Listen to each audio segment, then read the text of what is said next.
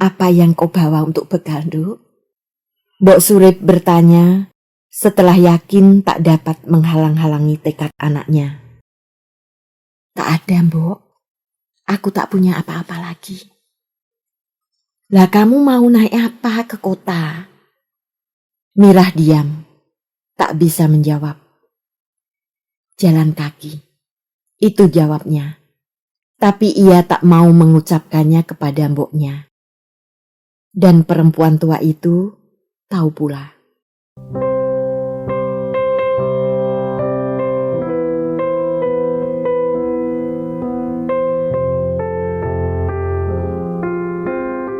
Debu dan Mutiara, karya Tuti Nonka, narator Hanifah Abu Marzuki.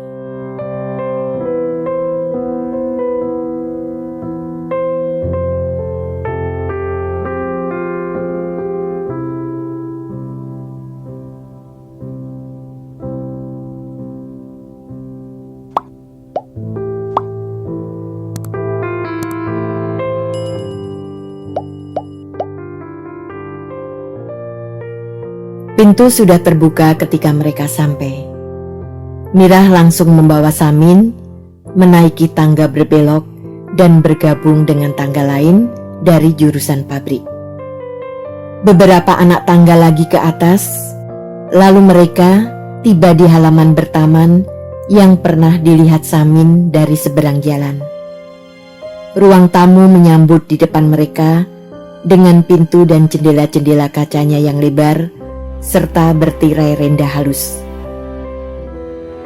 Silahkan masuk. Ini salah satu tempat tinggalku sekarang. Mirah berkata, menyilakan Samin masuk ke kamar tamunya. Samin masuk dengan berusaha menunjukkan sikap tenang. Rumah itu betul-betul sebuah rumah yang bagus. Perabot-perabotnya kokoh, karpet dan gordennya indah, hiasan-hiasannya serasi. Samin merasakan sesuatu menggigit hatinya. Rumah Mirah begitu indah. Iya, mana rumahnya? Ia tak punya rumah. Ia hanya selalu menumpang di rumah orang, di sebuah kamar di sudut belakang, bahkan di gudang dan di loteng tempat menumpuk barang. Sebuah luka terasa menggores hatinya, yang coba ia lupakan dengan memikirkan apa yang pernah mereka miliki dulu. Mana Siti Mirah? Mirah mengangkat wajahnya. Matanya menggelepar oleh rasa sakit dan sedih, lalu perlahan menunduk seperti batang rumput patah. Ia sudah mati, katanya lirih dan bergetar. Matilah, Samin berbisik, serak dan kalut. Mirah mengangguk. Air matanya menetes dan isaknya pecah dengan sesak. Kenapa, Rah? Bagaimana ia mati? Samin merangsek. Rasa rendah dirinya oleh kekayaan Mirah meledak menjadi kemarahan oleh kekecewaan karena kematian Siti, satu-satunya yang masih menjadi hak penuhnya. Aku akan cerita semuanya supaya kau tahu apa yang terjadi padaku selama ini. Mirah berkata setengah berteriak. Diusapkannya air matanya, dihelanya napasnya dalam-dalam, dan ia mulai bercerita. Suaranya tenang dan perlahan, hanya cukup untuk didengar mereka berdua. Desa Ketunggul, 1968. Semua laki-laki dewasa telah pergi dari desa. Yang tinggal hanya wanita, anak-anak, dan orang tua. Beberapa wanita yang punya keberanian bahkan juga telah pergi ke kota. Hidup terasa semakin berat Tetangga dan sanak saudara tak bisa lagi berbuat apa-apa. Sebab jangankan untuk memberi bantuan orang lain, untuk diri mereka sendiri saja sudah tidak cukup. Hari demi hari berlalu sebagai pergulatan mempertahankan nyawa. Mirah tak tahan lagi. Sudah lebih dari sebulan Samin pergi. Tidak sedikit pun ada kabar. Jangan lagi mengirim uang. 3 hari terakhir ia dan Siti hanya makan gaplek dan daun singkong 2 kali sehari. Sekarang gaplek pun tak ada lagi. Tidak ada sesuatu barang di rumahnya yang bisa dijual. Sudah tiba saatnya untuk nekat. Mirah memutuskan untuk pergi ke kota menyusul Samin. Syukur-syukur bisa ikut kerja di sana. Apa sajalah. Kota tak kenal musim kemarau. Di kota, setiap hari ada sesuatu yang bisa dikerjakan untuk mencari makan. Di kota tak ada orang mati kelaparan. Kalau terpaksa, mengemis pun jadilah. Hidup harus dipertahankan dengan cara apapun juga. Dengan tekad demikian, Mirah pergi ke rumah mboknya di desa itu juga. Ayahnya sudah 7 tahun meninggal, dan kini Mbok Surip hidup dengan 3 anak perempuannya yang masih bocah. Karni, adik Mirah yang terkecil berumur 8 tahun. 2 adiknya yang lain, Ponirah dan Suminten, berumur 11 dan 14. Mirah menikah pada umur 17 dan sekarang ia 19 tahun lebih sedikit. Kalau kemarau telah lewat dan sawah bisa menghasilkan panen lagi, bisa dipastikan Suminten akan segera dilamar orang pula. Walah Nduk, sabarlah sebentar. Tidak lama lagi Samin pasti pulang. Kok tak tahu kota? Tak tahu di mana Samin bekerja. Bagaimana kalau terjadi apa-apa denganmu, Nduk? Siapa yang akan menolong? Mbok Surip meratapi anaknya. Aku pernah ke kota, Mbok. Aku tahu kota. Lagi pula, kan banyak orang desa kita yang bekerja di sana. Kang Samin juga tidak pergi sendirian. Pasti ada yang tahu di mana Kang Samin berada. Tekad Mirah tak tergoyahkan oleh ratapan mboknya. Kalau sudah begitu tekadmu, terserahlah Nduk. Tapi bawalah Minten bersamamu, supaya kau tidak sendirian. Mirah memandang adiknya yang terbesar. Minten sudah berumur 14, tapi tubuhnya kurus dan lemah. Demam malaria yang baru saja dideritanya meninggalkan kepucatan wajah yang mengibakan. Ditambah kebutuhan makan yang jauh dari tercukupi, anak itu sungguh tampak sakit-sakitan. Seakan tak menyadari keadaan dirinya, Minten memperkuat keinginan mboknya untuk mengikuti Mirah ke kota. Iya yuk, aku ikut. Tapi Mirah menggeleng. Kau sakit-sakitan. Padahal di kota orang harus kerja keras. Kau hanya akan membebani gerakku, Minten. Lagi pula, tidak ada uang untuk ongkos naik oprat ke sana. Sudahlah, kau dengan Pon dan Karni menunggu mbok saja di sini. Kalau aku atau Kang Samin dapat uang, akan kubelikan beras untuk kalian. Kalau begitu, biarlah Siti saja yang tinggal di sini bersamaku. Kasihan kalau ikut kau bawa-bawa ke kota. Di sini lebih aman. Banyak yang akan ikut menjaganya, kata Mbok Surip. Tidak, Mbok. Siti akan kubawa. Siapa tahu Kang Samin sudah dapat tempat di kota. Kita tidak tahu kapan kemarau ini berakhir. Mungkin aku akan lama di kota. Jadi biarlah Siti kubawa. Oh Gusti, nekat benar kok ini. Bagaimana kalau kau tidak bisa menemukan suamimu? Mbok Surip memandang anaknya dengan penuh kecemasan. Aku akan kerja, Mbok. Jadi babu atau apa saja. Di kota banyak orang kaya, Mbok. Di kota banyak pekerjaan. Si Mbok jangan khawatir. Justru karena itu Mira, karena kau mau kerja, tinggalkanlah anakmu di sini. Mira memandang Siti yang ada dalam gendongannya. Bayi itu tak tahu kemarau yang mengamuk di sekitarnya dan dengan riang mempermainkan anak rambut yang lepas di kening mboknya. Mira tahu, mboknya benar. Tapi ia merasa tak sanggup berpisah dengan anaknya. Di kota, Siti akan bisa makan entah atas hasil kerjanya, entah atas pemberian orang. Lebih dari itu, Siti adalah sumber kekuatannya.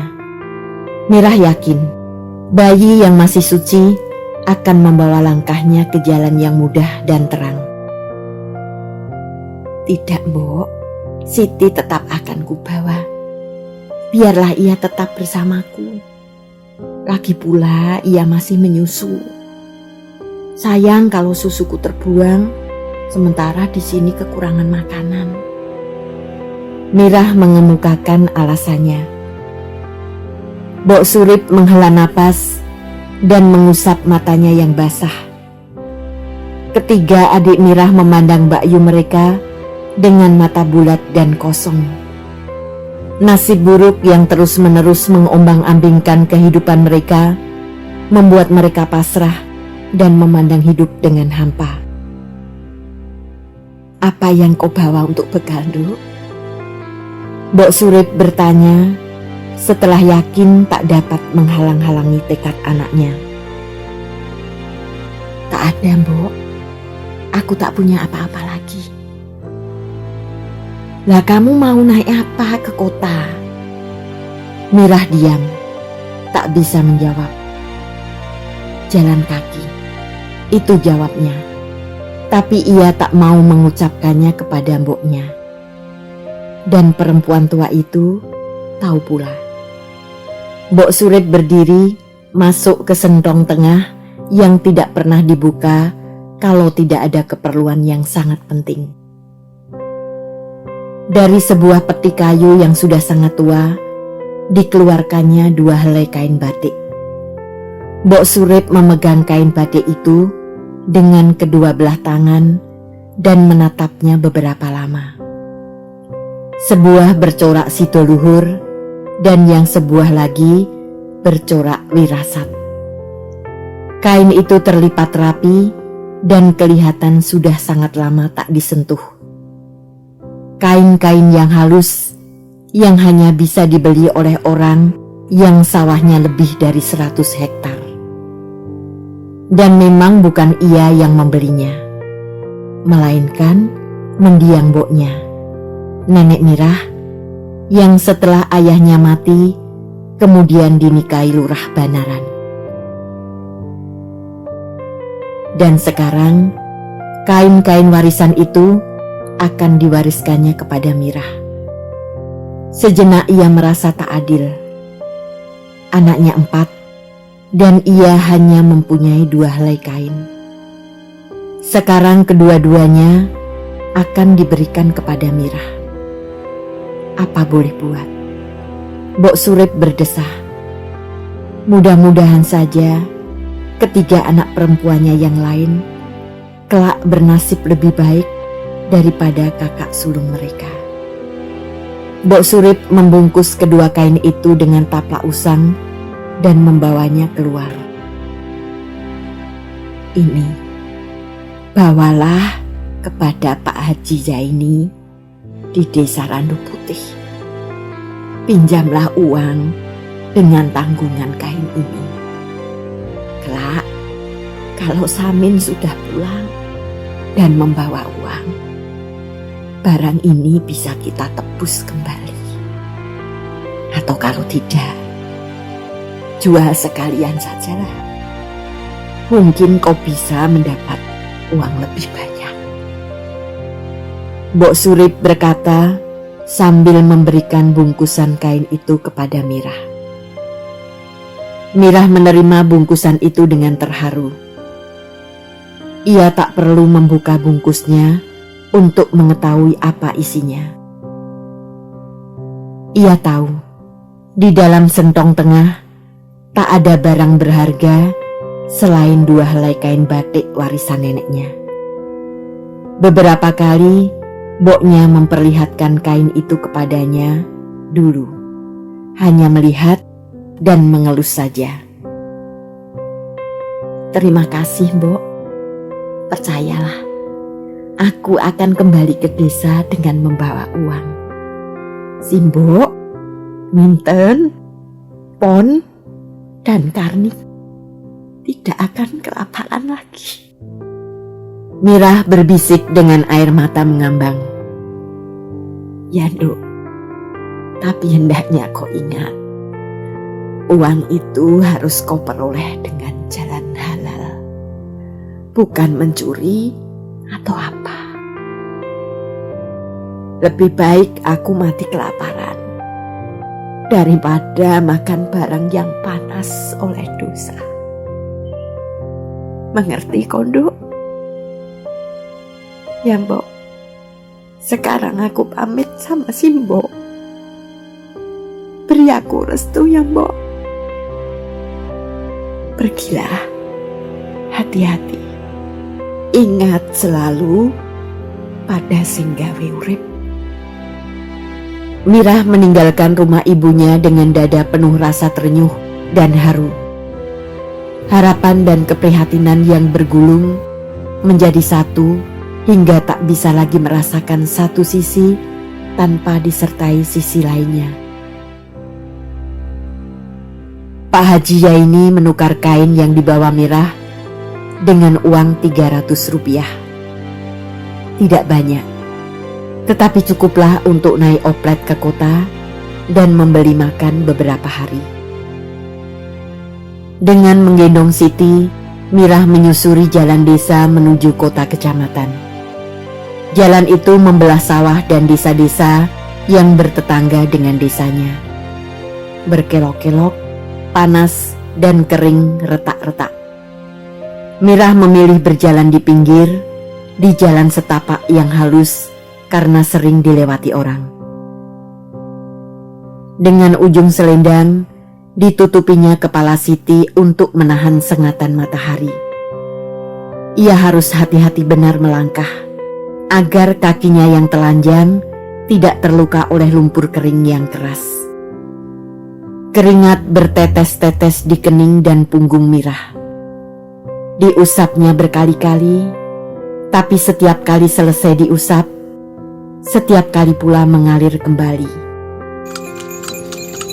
Tengah Mirah menengok ke belakang, sebuah dokar mencongklang kencang ke arahnya. Roda kayunya menggilas lumpur kering yang keras dan menimbulkan suara berderak-derak.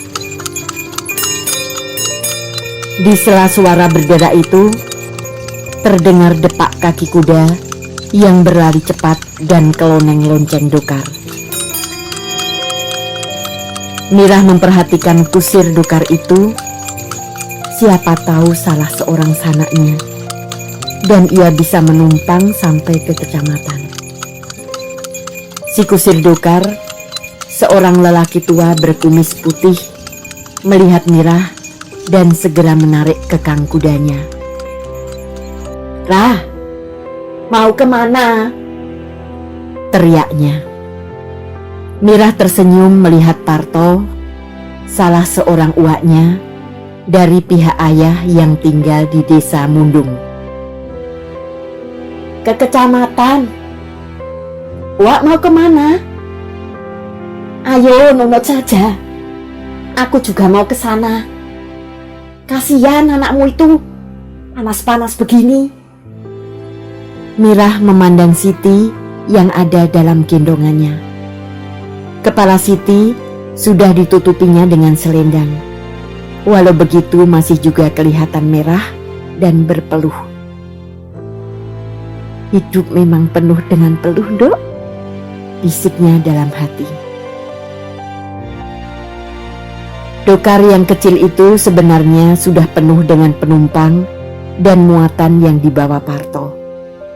Tapi ketiga orang desa penumpang dokar itu dengan senang hati mengingsutkan kaki dan pantatnya lebih rapat lagi sehingga Mirah bisa naik. Mereka tidak mengenal Mirah, tapi bagi orang desa, setiap orang yang mereka temui berjalan di jalan yang sedang mereka lalui adalah tetangga dan sanak kadang sendiri. Dokar itu membawa kayu-kayu bakar yang tentunya akan dibawa ke kecamatan untuk ditukar dengan bahan makanan. Ke kecamatan mau apa, Rah? Parto bertanya sambil menghentakkan kekang kuda. Dokar mulai menggelinding lagi. Saya mau ke Ngayojo, Wak. Mau menyusul Kang Samin? Mirah menjawab sambil memegang tiang penyangga erat-erat untuk menahan tubuhnya dari goncangan dokar. Apa Samin belum pernah pulang? Belum, Wak. Mungkin belum dapat kerja di sana. Kau tahu di mana Samin numpang tinggal? Nanti saya akan tanyakan pada orang-orang desa yang ada di sana. Saya dengar orang desa kita banyak yang jadi tukang becak di kota. Kalau ke kota hati-hati loh, Nduk. Banyak sekali orang di kota. Banyak sekali jalan-jalan. Kok bisa kesasar? Salah seorang penumpang, seorang perempuan tua dengan susur di sudut mulut menimbrung. Mirah menoleh pada embok itu dan tersenyum. Saya sudah pernah ke kota kok, Mbok. Ya syukur, tapi tetaplah hati-hati. Di desa, semua orang mau menolong kalau kau dapat kesusahan. Di kota, belum tentu. Tapi di kota banyak pekerjaan. Di kota orang mudah mencari makan. Di kota tidak ada orang menanam padi atau ketela, tapi semua bahan makanan ada di sana. Orang-orang desa itu terdiam.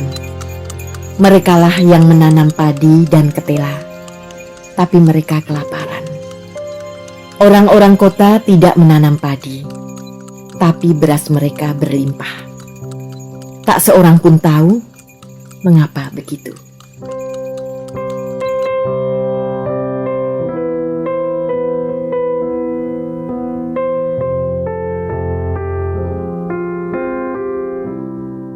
Terima kasih telah menikmati cerita ini.